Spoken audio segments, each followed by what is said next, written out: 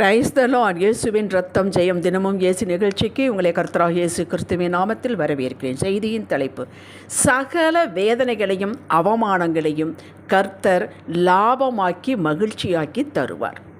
ஆதார வசனம் சங்கீதம் 109:4.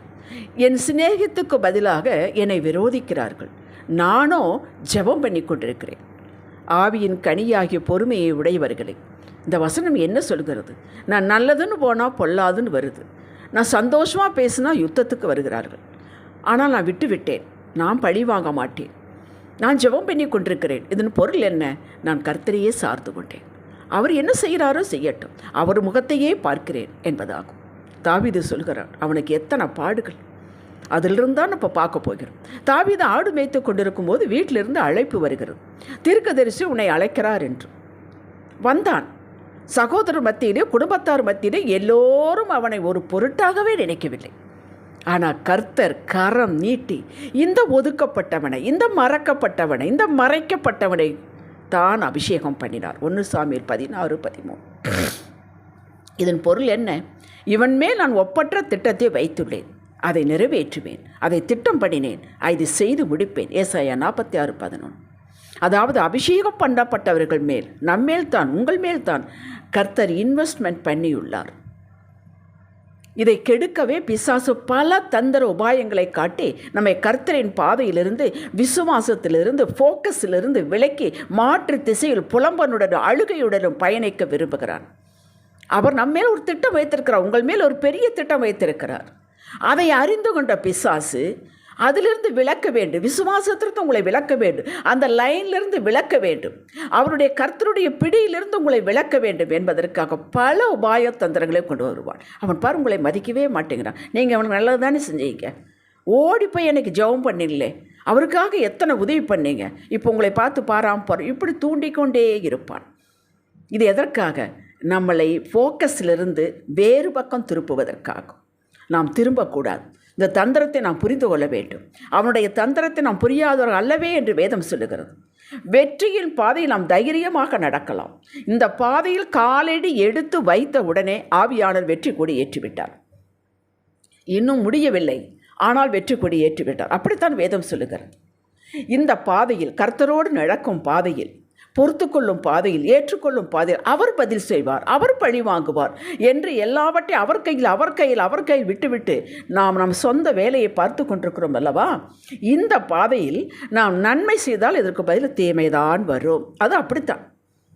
இப்படி வந்தாலே தெரிந்து கொள்ளுங்கள், பெரிய டார்கெட் கர்த்தர் உங்கள் மேல் வைத்துள்ளார் என்று.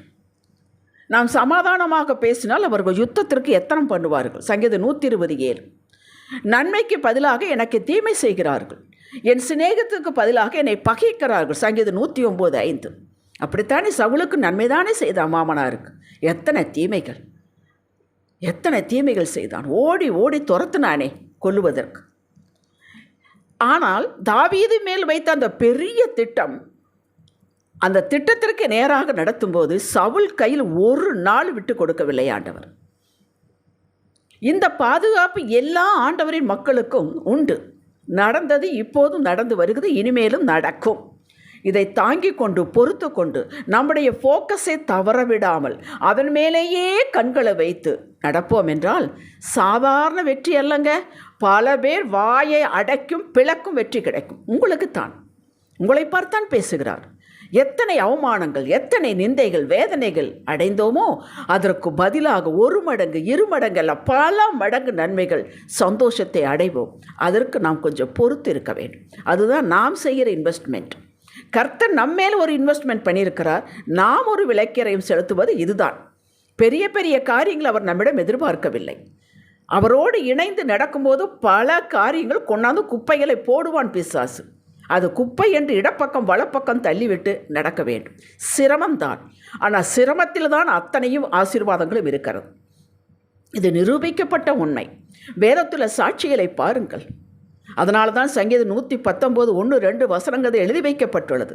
சாட்சிகளை கை கொண்டு முழு இருதயத்தோடும் தேடுகிறார் பாக்கியவான். சாட்சிகளை படிச்சுட்டு போயிடக்கூடாது. அவர் அப்படி நடந்தாராமா, அவருக்கு ஆசீர்வாதம் கிடைச்சாமா, இவங்க இப்படி நடந்தாங்களாமா, ஆசீர்வாதம் கிடைச்சதா, அப்படி மேலோட்டம் ஓடக்கூடாது. என்ன செய்தார்கள், என்ன விளக்கிரகம் செலுத்தினார்கள், எப்படி பொறுத்து கொண்டார்கள், அதை பார்க்க வேண்டும். அதை கை கொள்ள வேண்டும். ஒரு காலகட்டத்தில் புரிந்து கொண்ட தாவீது சொல்கிறான், அவரை நோக்கி பார்த்த முகங்கள் பிரகாசம் அடைந்தன. உங்கள் முகம் பிரகாசம் அடையும், வெட்கப்பட்டு போவதில்லை. ஒரு நாளும் யாரும் அவரை பார்த்தவர்கள், அவரை நோக்கி பார்த்தவர்கள், அவரையே அண்டிக் கொண்டவர்கள் வெட்கப்பட்டு போனதில்லை. நீங்கள் மட்டும் எப்படி வெட்கப்படுவீர்கள்? சரித்திரமே கிடையாதே. சங்கீதம் 34:5. இந்த வசனங்கள் நம்மளை தூக்கி நிறுத்துவதற்கு நாம் அனுமதிக்க வேண்டும். உடனே நடக்காதுங்க. சுடுது மடியு புடி என்று கர்த்தர் போட மாட்டார். இவைகளை ஏற்றுக்கொண்டு வழுவாது, முறுமுறுக்காமல், சோர்ந்து போகாமல் இவைகளை கர்த்தர் கவனித்து கொண்டே வருகிறார் என்ற எண்ணத்தோடு நடக்கிற உங்களை பரலோகம் ஞாபக புத்தகத்தில் எழுதி வருகிறது. இதுதான் ஆவிக்குரிய கண்ணோட்டத்தில் ஆவியின்படி நடப்பது.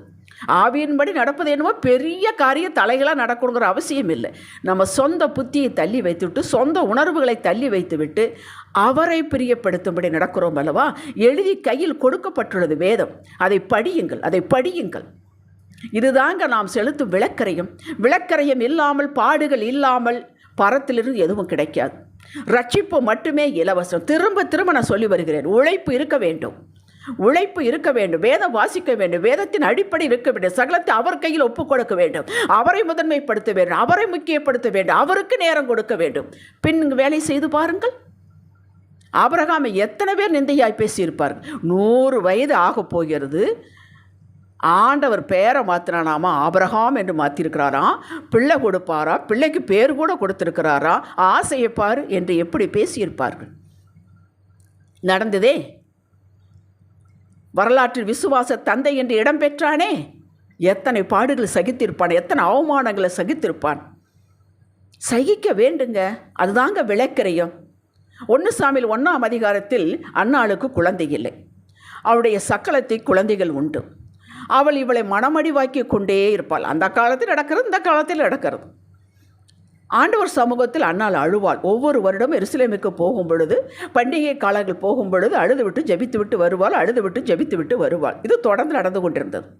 ஒரு நாள், ஒரு வருடம் இப்படி போகிருக்கும் பொழுது தன் இருதயத்தை முழுவதும் ஊற்றிவிட்டாள். என்னமும் செய்யுங்க, என்னால் முடியல என்று அத்தனை இருதயத்தை ஊற்றிவிட்டாள். வழி, அந்த பெயின் அது அவளுக்குத்தான் தெரியும். பொருத்தனை பண்ணினாள்.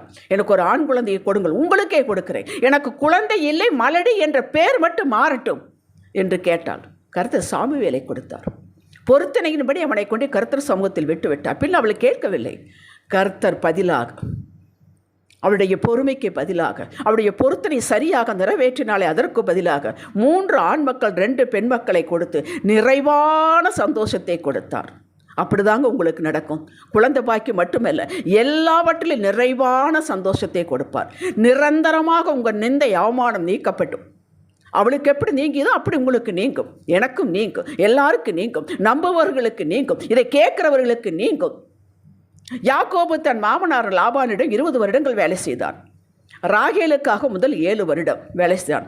எஸ் உனக்கு தருகிறேன் என்று சொல்லி திருமணத்தன்றைக்கு பொண்ணை மாற்றி விட்டார். லேயாளை கொடுத்து விட்டார், ஏமாற்றி விட்டார். யாக்கோபுக்கு முதலில் துக்கம் அடைந்தாலும் மறுபடியும் ராகேலுக்காக 7 வருடம் வேலை செய்தான். கர்த்தர் அந்த லேயாள் மூலமாகத்தானே யூதா லேவி கோத்திரத்தை உருவாக்கி அண்ட சராசரங்களை படைத்து வனு கொண்டு இந்த யூத கோத்திரத்தில் தானே பிறக்க வைத்தார் இயேசுவை. அத்தனை பேரையும் ஆசீர்வதிக்கும் ஆசீர்வாதத்தை, அதிகாரத்தை லேவி கோத்திரத்துக்குத்தானே கொடுத்தார். எத்தனை அற்புதமான ஆசீர்வாதங்கள் யோசித்து பாருங்கள். அந்த லேயாள் அதை தாங்கி கொண்டாள். அவளுக்காக நிந்தை, அவமானம், அவரது திட்டத்திற்காக, கர்த்தருக்காக நாம் சகித்து கொண்டோமானால், அவரை முன்னிறுத்தி நடந்தோமானால், இந்த ஏமாற்றம், வேதனை அத்தனையும் மாற்றுவார். சகலம் நன்மைக்கு ஏதுவாக மாற்றப்படுமுங்க. பழிச்சொற்கள் மாற்றப்படும். கிருபை பெற்று தினமும் அவருக்கே கணக்கு கொடுத்து வாழ வேண்டும், பொறுத்து கொள்ள வேண்டும், கர்த்தரை மகிமைப்படுத்த வேண்டும். வாழுங்கள், சிரமந்தான், வாழுங்கள். இது நீங்கள் செலுத்தி வரும் விலக்கரையும் நீங்கள் எதிர்பாரா கனவில் கூட கண்டிராத, உங்களால் கற்பனை கூட செய்ய முடியாத பல நன்மைகள் வரும், பதிலாக வரும், தேடி வரும், வந்து கொண்டே இருக்கும். உங்கள் பரம்பரைகளுக்கு வந்து கொண்டே இருக்கும். ரூத்து தன் இனம், வீடு, சொந்தக்காரங்க, உறவினர்கள் எல்லாத்தையும் விட்டாள். உறவுகளையெல்லாம் இழந்து நகோமியோடு வந்தாள். அதற்கு பதிலாக கர்த்தர் சாதாரண வாழ்வாக கொடுத்தார். யோசித்து பாருங்கள். இன்று வரை மக்கள் அவளை பற்றி பேசும் சரித்திரமாக அவளை மாற்றவில்லையா? அப்படி உங்கள் வாழ்வு பல பேருக்கு உந்து விசையை கொடுப்பதாகும். நின்று பேசும் சாட்சியாக சரித்திரமாக மாறும். மேட்டர் ஆஃப் டேஸ், அவ்வளவுதான். கர்த்தர் சகலத்தை கணக்கில் வைத்து கொண்டே வருகிறார் என்பதை மறந்து விடாதீர்கள். அவர் உங்களை பார்த்து கொண்டிருக்கிறார் என்பதை மறந்து விடாதீர்கள். நீங்கள் அழுது கொண்டு இருப்பது அவருக்கு ஒன்றும் பெரிய சந்தோஷம் இல்லை. கொஞ்ச காலம் என் பிள்ளை பொறுத்து கொண்டு இருக்கிறார், கவனித்து கொண்டிருக்கிறார், உங்களுடைய அழுகையை கணக்கில் வைத்து கொண்டிருக்கிறார். அப்படித்தானே தாவீது சொன்னான், துருத்தியில் வையும் என்று சொன்னானே, அப்படி வைக்கப்பட்டிருக்கிறது. இதை நான் திரும்ப திரும்ப சொல்ல உந்தப்படுகிறேன். எபிரேயர் 6:15 அந்தப்படியே அவன் எவன் ஆபிரகாம் பொறுமையாய் காத்திருந்து வாக்குத்தத்தம் பண்ணப்பட்டதை பெற்றான். பொறுமையாய் காத்திருந்தான், வாக்குத்தத்தம் பண்ணதை பெற்றான். ஈசாக்கு பிறந்தான். இயேசுவின் சிலுவை பாடுகள், அவமானங்கள் கொஞ்சம் சிந்தித்து பாருங்கள். வீணாய் போயிற்றா? சொல்லுங்கள். இந்த வினாடி வரை அவரை நம்பி விசுவாசித்து வர அத்தனை பேருக்கு அடைக்கலம் கிடைக்கிறதே, மறுவாழ்வு கிடைக்கிறதே, நித்திய ஜீவன் கிடைக்கிறதே, பிதாவிடம் சேர்க்கப்படுகிறோமே. பிதா ஒருவரை பார்க்க முடியாது, இயேசு கிறிஸ்து ஒன்றுதான் வழி. அவர் மூலமாக பார்க்கிறாரே, நாம் வந்து விட்டோமே. இயேசுவையே அதுக்கு சத்தியும் ஜீவனமாக வைத்து விட்டாரே, உலக இரட்சகராக ஏற்படுத்தினாரே, அவர் அதை தாங்கி கொண்டார். அப்படி நம்ம சிலுவை பாடு அளவுக்கு நமக்கு பாடுகள் இல்லை. கொஞ்சம் பொறுத்து கொள்ளுங்கள். வரப்போகிற நன்மையை குறித்து நீ பொறுத்து கொள்ளுங்கள். இப்படித்தான், இதுதான் வழி, வேறு வழி இல்லை. நான் வரப்போகிற நன்மைக்கு வேலெல்லாம் விளக்கரியம் செலுத்துங்கள். அவமானப்படுத்தியவர்கள், ஒதுக்கினவர்கள் உங்களை ஒரு நாள் நம்ம இவங்க பார்க்க மாட்டார்களா, நம்ம கூட பேச மாட்டார்களா, நம்ம வீட்டுக்கு வரமாட்டார்களா என்று ஏங்கும் வகையில் உங்களை உயர்த்துவார். யோசேப்பை செய்யவில்லையா? அதே போத்திபார் மனைவிக்கம் படி அளந்தானே, அவனையே 20 வெள்ளிக்காசு விற்று போட்ட சகோதரர்களுக்கு படி அளந்தானே, நடந்ததே. அப்படி உங்களை செய்வார்.